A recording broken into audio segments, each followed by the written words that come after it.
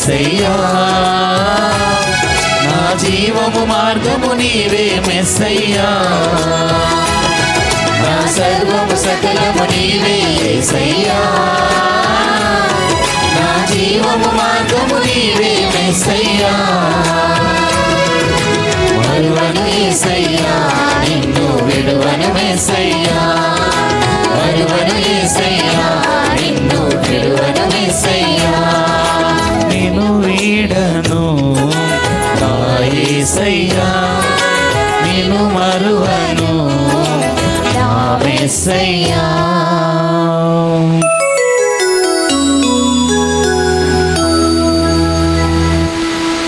రెండవ పట్టణము రోమీలకు రాసిన లేఖ 5వ అధ్యాయము 5వ వచనం నుండి 11వ వచనం వరకు. రెండవ పట్టణము రోమీలకు రాసిన లేఖ 5వ అధ్యాయము 5వ వచనం నుండి 11వ వచనం వరకు. ఈ నిరీక్షణ మనకు నిరాశం కలిగింపదు. ఏలైనా దేవుడు దానం నొసగిన పవిత్రాత్మ ద్వారా తన ప్రేమతో మన హృదయం నింపును. మనము బలహీనమై ఉన్నప్పుడు నిర్ణీత కాలము దుష్టుల కొరకై క్రీస్తు మరణించెను. అందువలన నీతిమంతుని కొరకు కూడా ప్రాణంను ఇచ్చుట అంత సులభం కాదు. బహుశా తత్పురుషుని కొరకై ఒకడు తన ప్రాణంను ఇచ్చుటకై సిద్ధపడినేమో కానీ మన పాపములకై ఇప్పుడు క్రీస్తు మన కొరకు మరణించను కదా.